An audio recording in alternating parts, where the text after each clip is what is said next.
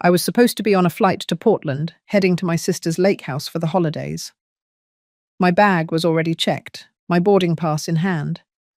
But just as I reached the long-term parking lot, something stopped me cold.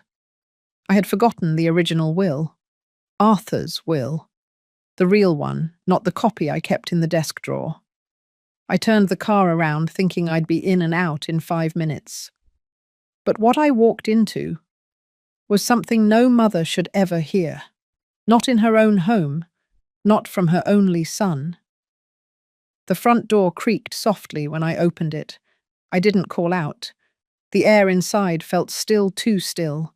My keys rested in my palm. But I didn't drop them into the bowl like I always did. Something in my chest went quiet. I stepped into the hallway, shoes brushing against the wood floor. The voices came from the study, low, deliberate, careful. I paused behind the archway back against the wall, barely breathing. "If she's showing signs, we can make the case," said a voice I recognized too well. Grant. "She's 74, another voice replied. With the right filing, diminished capacity isn't hard to demonstrate. Ashby, that was the name. The lawyer Grant brought around after Arthur passed under the pretense of helping sort out Dad's stuff. My heart thudded slow and heavy. I couldn't see them, but I could feel the shape of their conversation. They were talking about guardianship. About me. Grant continued. "I've already started compiling the list. She's been misplacing things, repeating stories. She barely touched her taxes last year. I wanted to step forward to shout his name. But instead I backed away. Carefully. I didn't want the floorboards to give me away. Outside, the afternoon sun was warm, but everything in me had gone cold. I got back into my car and sat there staring through the windshield, the keys still in my hand. The woman who had raised him, who had worked night shifts in archives so he could go to college without loans, was now being catalogued like a file in a case. I pressed my lips together, not in anger, in disbelief. That was the moment something inside me shifted, not shattered, not yet. But the warmth in my chest, what was left of it, started to cool. And you know what the hardest part was? It wasn't what I heard. It was realizing how long I'd ignored what I already knew. If you've ever seen your own child turn into a stranger in your own home, you'll understand what I mean. This was the day I stopped being a mother first and started becoming something else entirely. Let me take you there. I didn't go back to the airport. I didn't call my sister. I just kept driving. My hands stayed steady on the wheel, but my mind floated elsewhere. I passed the turnoff to the interstate and let instinct guide me through old streets I hadn't seen in decades. By the time I stopped the car, I was parked in front of a bakery, tucked between a laundromat and a faded barber shop. The awning was new, but the smell drifting through the open door was exactly the same. Cinnamon, butter, toasted almonds.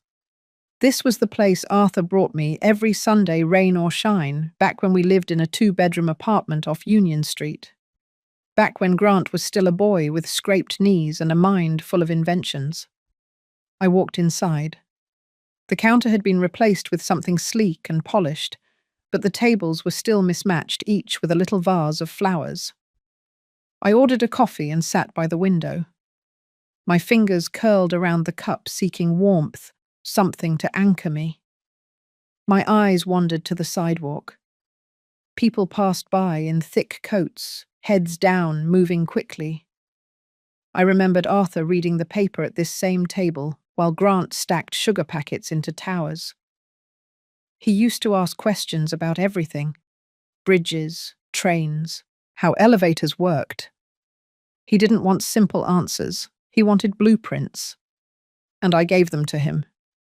I brought home books from the library and circled paragraphs in pencil. I signed him up for robotics camp before he even asked.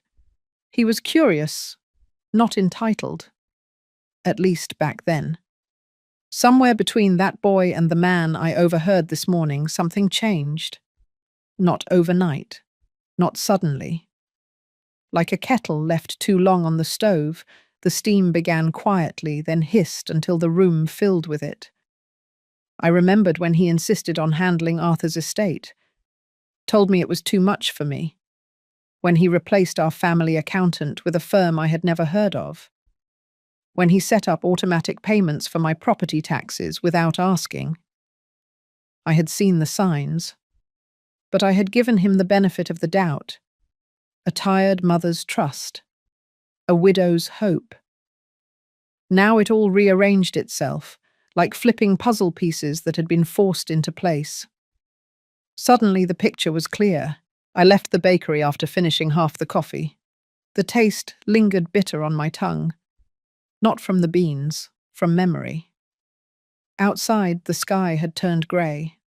I zipped my coat up to my chin and stood still for a moment. I wasn't ready to go home yet.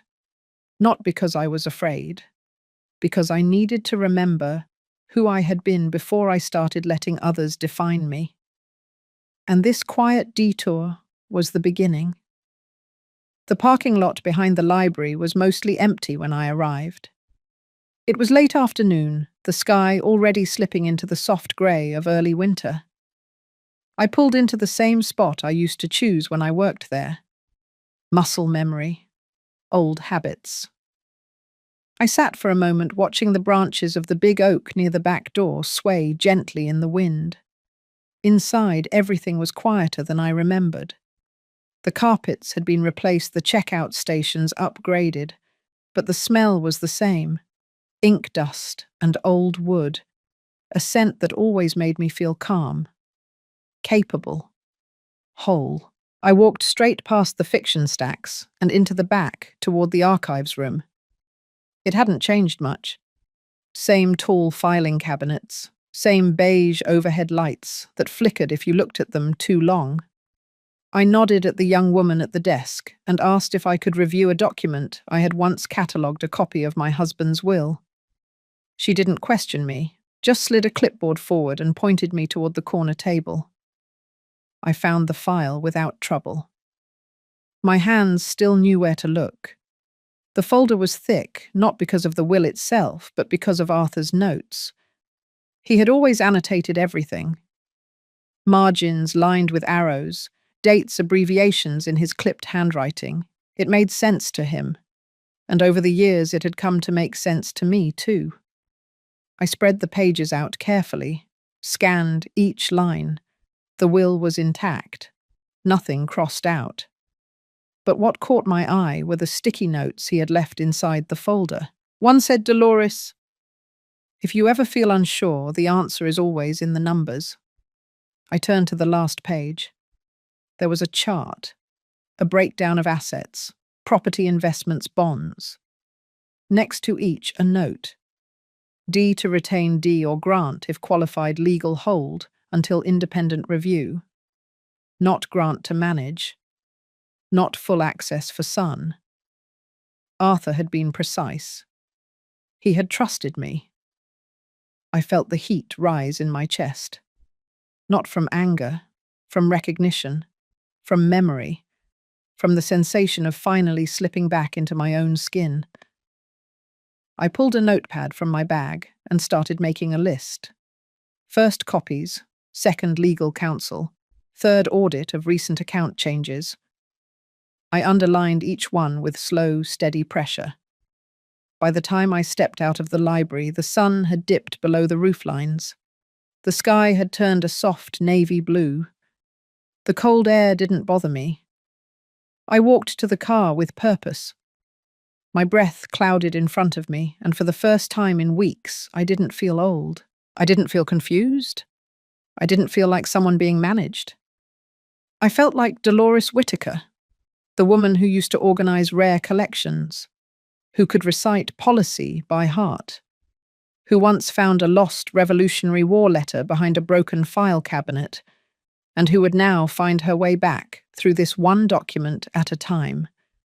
That morning I moved slowly, not because my body ached, but because I needed the illusion to be real. I tucked a small voice recorder into the lining of my coat. It was one I used to use during interviews at the library, barely the size of a thumb, with a soft click to start recording.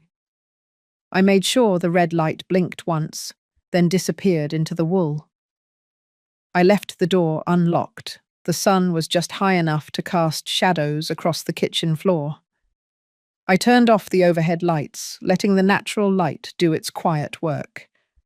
I made tea spill just a little on the counter, then left the kettle slightly ajar, subtle messes, the kind that could be mistaken for forgetfulness. By 10:30, Grant arrived. I had not asked him to.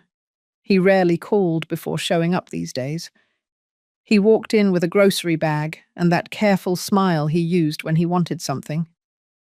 I sat at the kitchen table in my robe, a crossword half filled in front of me, a pen without a cap. I looked up slowly. He kissed my cheek and commented on how chilly the house felt. I nodded, said I must have forgotten the heat again. He set the bag down and pulled out a container of soup, a loaf of bread, and a tin of crackers. The performance began. He asked how I had been sleeping. I said I wasn't sure, then changed the subject mid-sentence. I let my hands fumble slightly with the spoon. When he offered to warm the soup, I smiled and said yes, as if he were doing me a favor. Grant moved around the kitchen like someone taking inventory. His eyes scanned the calendar, the pills by the sink, the unopened mail. He commented on a letter from the insurance company. I said I hadn't gotten around to opening it. He offered to go through it for me. I pretended not to hear. After lunch, he leaned against the doorframe and looked at me for a long moment. Then he said something that confirmed what I already knew. He told me he had been researching care homes, just options, places with gardens, music therapy staff trained in memory care. He said it softly, like it was something kind. I blinked, then smiled faintly, said it might be nice to have someone else do the cooking. Then I asked him what day it was. He looked satisfied. As he packed up the dishes, I sat quietly staring out the window.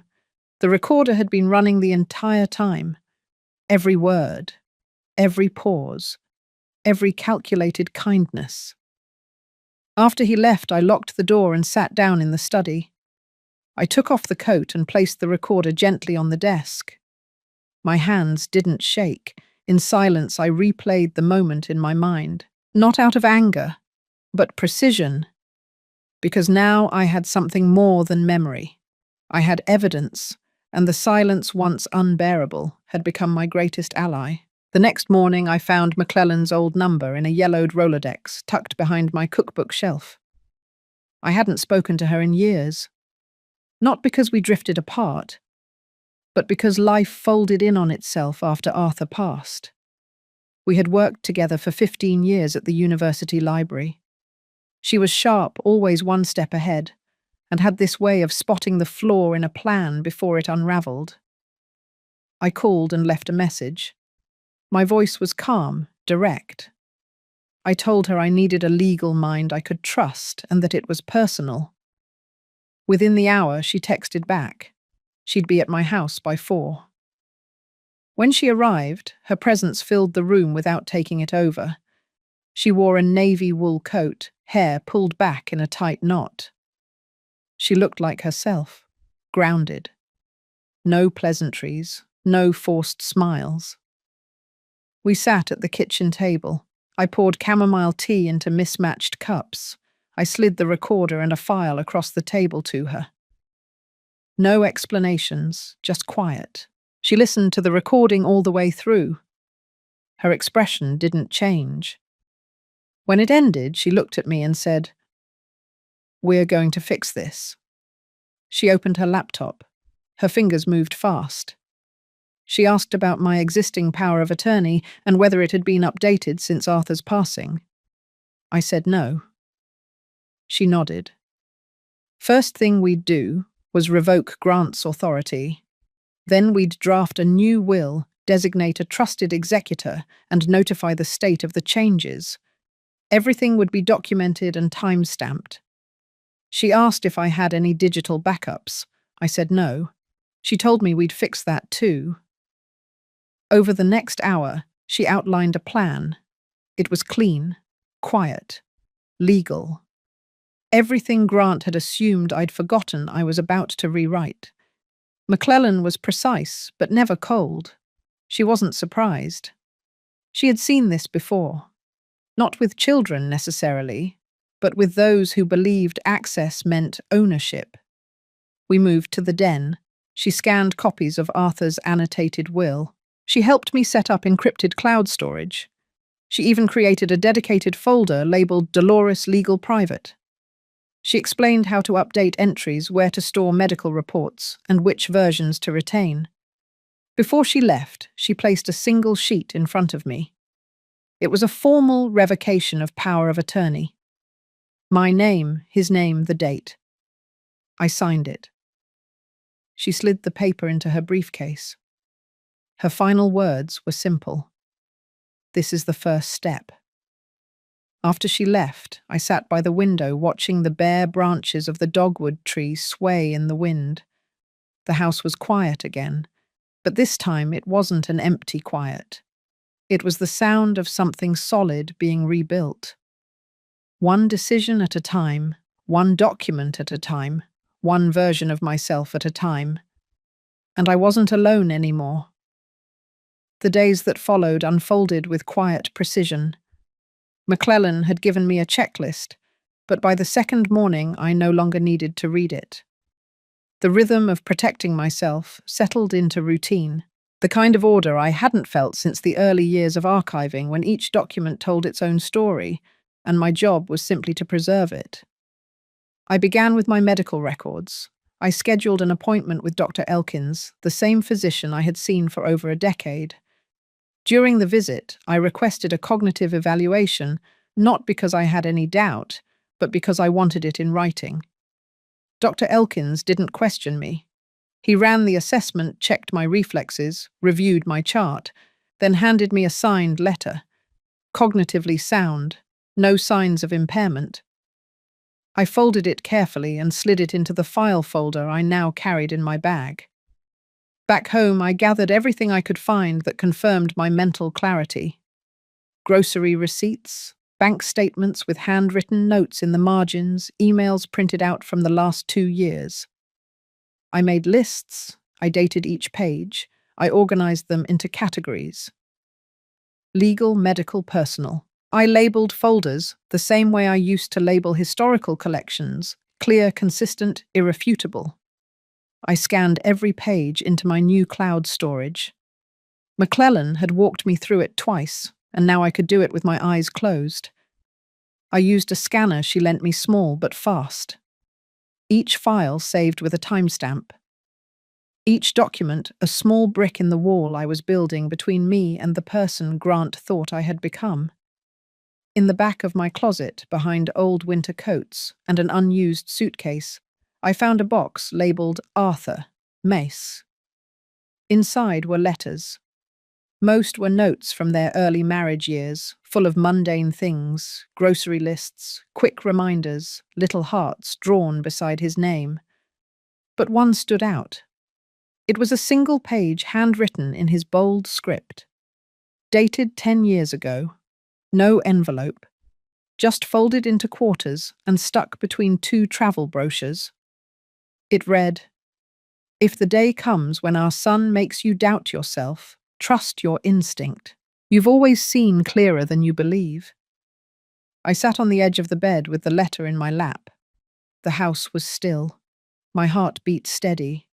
The wind outside picked up, brushing against the windows like fingertips. Arthur had known.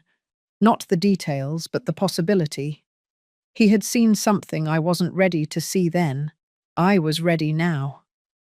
That night, I backed up everything again. I sent copies to McClellan and stored a flash drive in the safety deposit box. I added a final note to my journal. There is no such thing as over-prepared when someone is trying to erase you. and I slept without turning the hallway light on. For the first time in weeks, I didn't wake up to check the locks.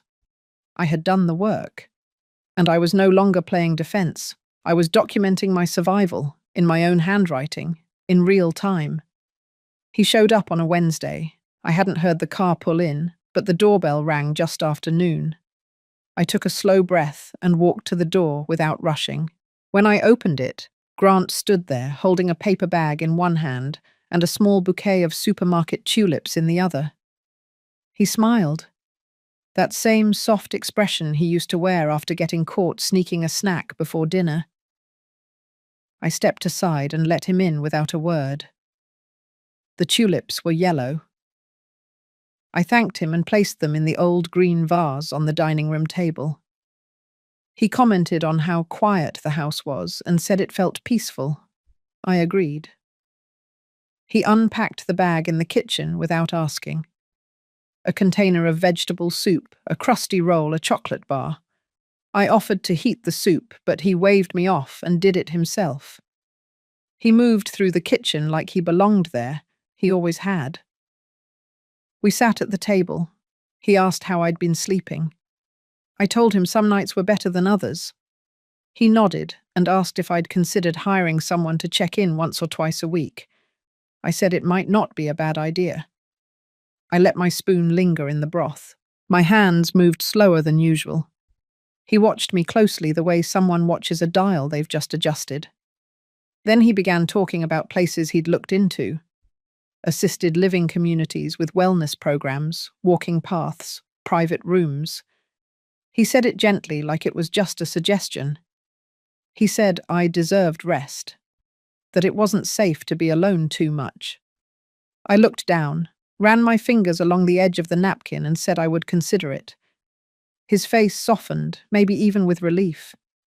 When he offered to drive me to tour one of the places next week, I smiled again and said, perhaps. Then I asked him to remind me what day it was. He told me, and I nodded like I'd forgotten. I let the pause stretch between us. He stayed another half hour, walked through the hallway as if checking for things I might have missed, pointed out a flickering light bulb in the laundry room, mentioned that the porch railing looked loose. I took note of everything he noticed. Before he left, he touched my shoulder gently and said he just wanted the best for me. I placed my hand over his and said I knew. As soon as the door closed behind him, I walked to the back window and watched him sit in his car. He stayed there a while, typing something into his phone. His mouth moved slightly as if rehearsing. I turned and walked into the study. The small recorder in the bookshelf had been running since the moment he arrived. Every sentence, every suggestion, every careful word was now archived. Later that evening, I uploaded the file, labeled it Visit, Grant, Assisted Living Discussion. The performance was nearly perfect. But so was the record. The morning after Grant's visit, I rearranged the living room, not because it needed it, but because I wanted to make space under the side table for a second recording device. The placement mattered. He often paced near the window when he was nervous. I tested the angle, the range, made sure the microphone would catch any conversation on the porch as well. I left the front door unlocked again, a gesture of openness, vulnerability. Then I moved slowly around the kitchen, deliberately placing little signals of forgetfulness. I left the refrigerator slightly open, set the measuring cup in the sink instead of the cabinet. When I walked past the hallway mirror, I tousled my hair just enough to look like I hadn't noticed. At 10:40, his car pulled in again. He came up the steps, humming something. I stepped out onto the porch with a cardigan pulled tightly around my shoulders and asked what brought him back. He said he was in the neighborhood just checking in. He handed me a new packet from the care center he'd mentioned before. I held it with both hands, let my fingers shake just a little. I didn't open it right away. Instead, I sat on the porch swing and asked him what time it was. He smiled, answered softly, and sat beside me. I glanced down at this folder and whispered that the pictures looked nice. He leaned in, describing the walking paths and the music room like he was selling a vacation home. Then he brought up the paperwork.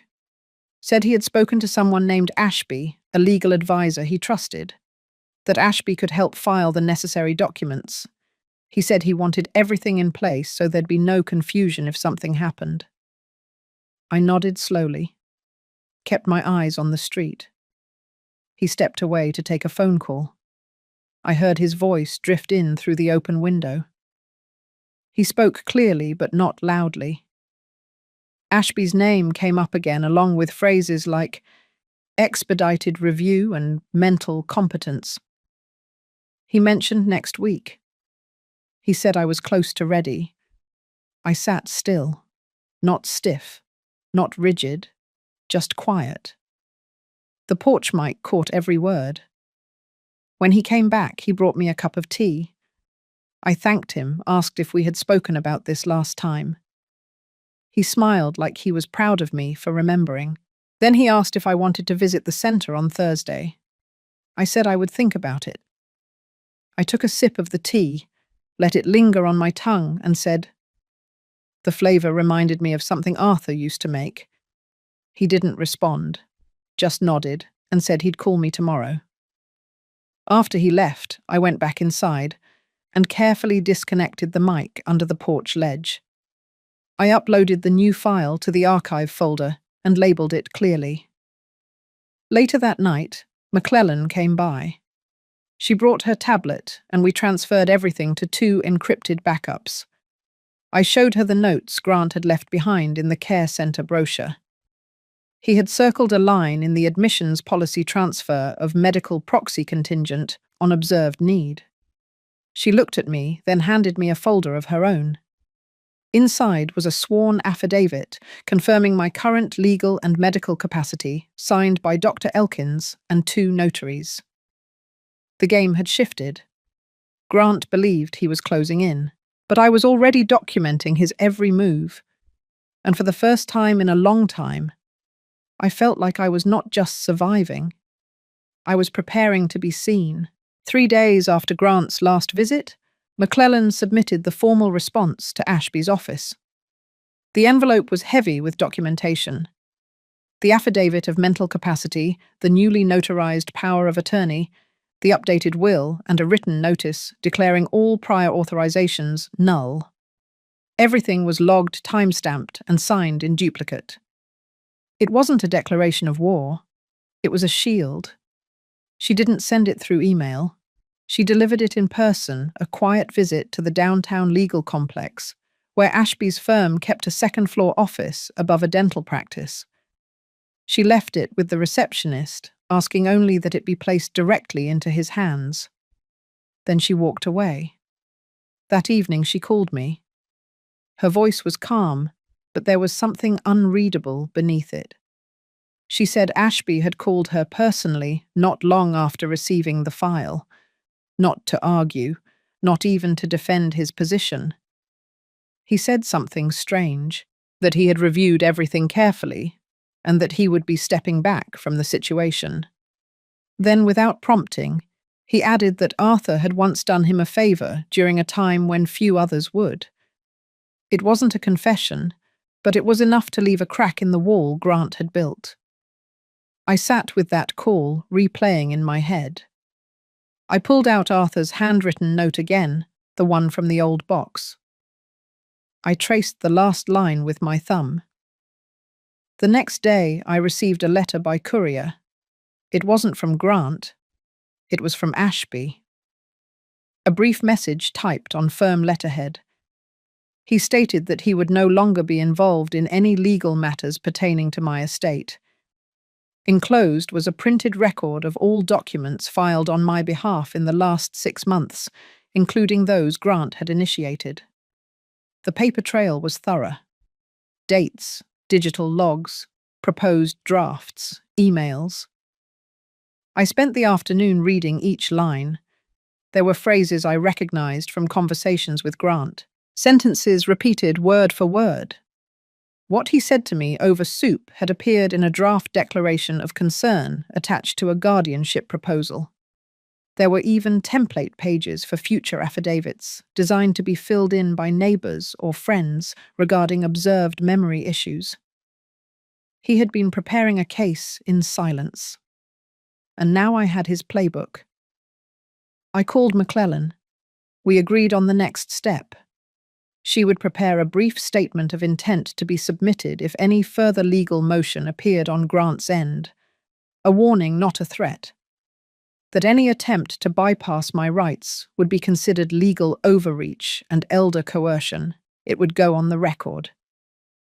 That night, I placed the letter from Ashby alongside Arthur's note in the drawer of my nightstand.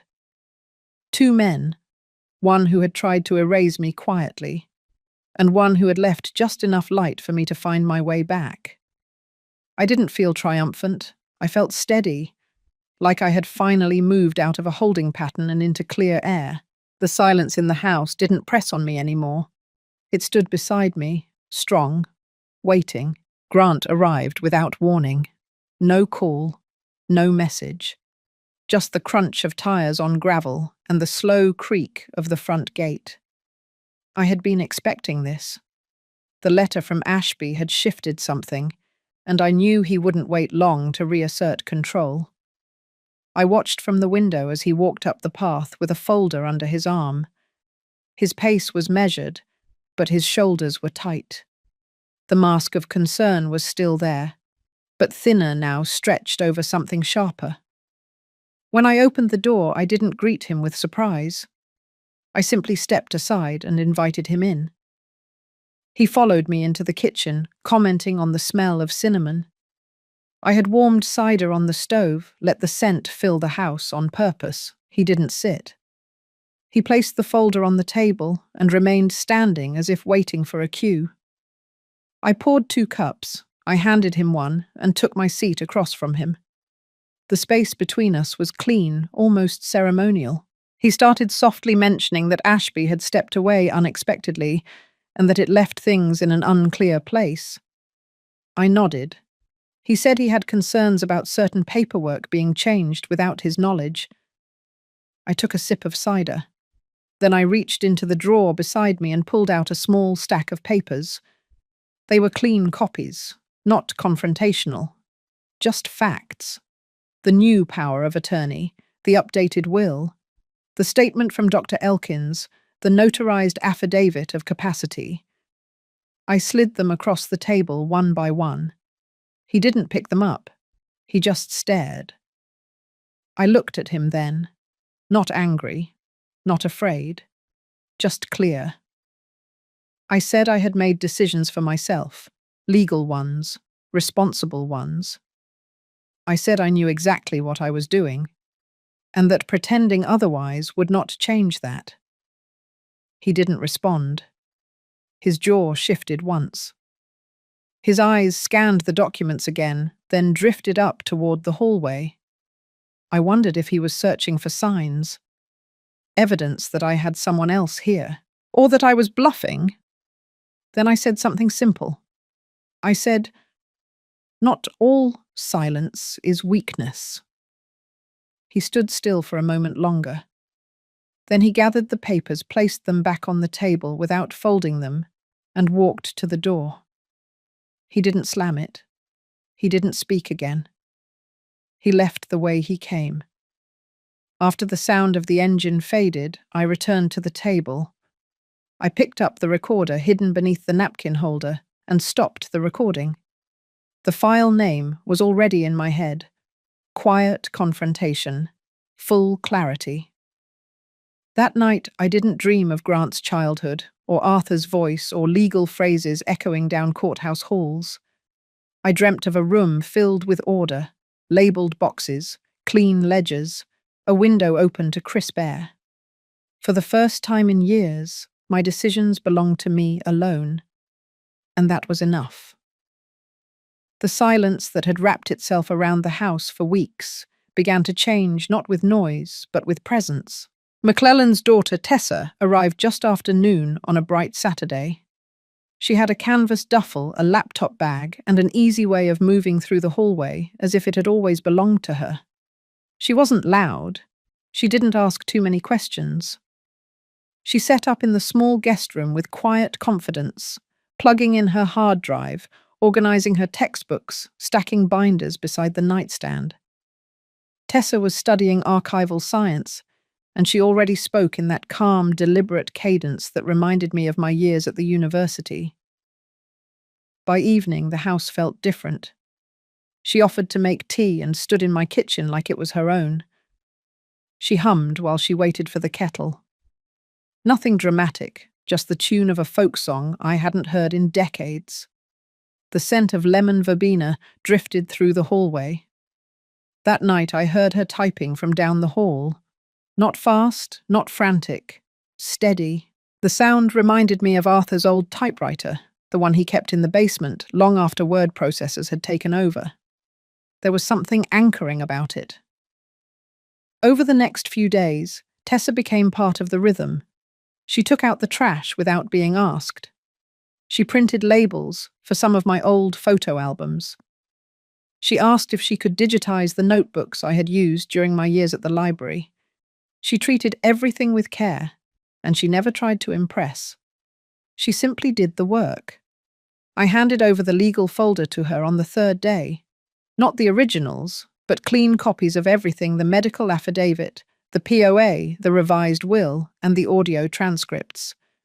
She stored them on an encrypted drive, added backup protocols, and uploaded them into a university-grade secure cloud. Grant called that night. I saw his name on the screen, but I let it ring. No message. Later, Tessa sat at the dining table with her laptop and asked if I wanted to label the boxes in the garage together the next morning. I said yes. It felt like saying yes to something larger than cardboard and tape. It felt like saying yes to motion, to life beyond defense. The rooms no longer echoed when I walked through them. The kitchen had fingerprints again. The floors needed sweeping more often. And I liked it. I wrote in my journal that night, just a single sentence. The house is no longer quiet, and neither am I. The morning air had shifted.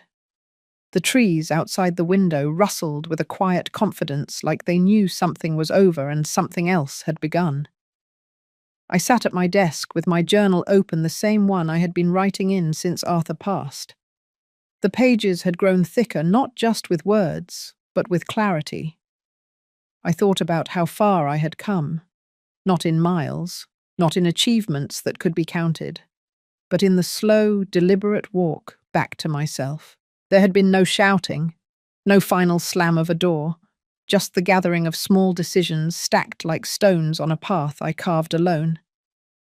I turned to the last page. The ink moved steadily as I wrote. Let him speak first, then watch him fall. I closed the journal, placed it in the drawer beside Arthur's letter, and tucked the key into the pocket of my sweater. The kitchen was warm. Tessa had left early for campus, but her teacup still sat by the sink, the steam gone, but the memory there. I walked through the house slowly. My hands trailed the walls. The photos were back in place. The rug by the front door had a fold where her backpack had been dropped too many times. The lamp in the hallway flickered once, then settled into its glow. Outside, the wind pushed against the glass gently. I stood at the window and watched the leaves turn over gold on one side, fading green on the other. There was no announcement, no audience. But I knew something had ended, not my story, just the part where I waited for someone else to decide how it should unfold. And that was enough. If this story stayed with you, maybe it's because somewhere deep down, you've felt that silence too. The kind that's not weakness, but survival. If you've ever been overlooked, dismissed, or made to doubt your own voice, I hope this reminded you that dignity doesn't need permission. You're not alone in your quiet strength. And you never were. If this moved you, I'd love for you to share your thoughts, or simply carry this story with you a little while longer. Thank you for listening.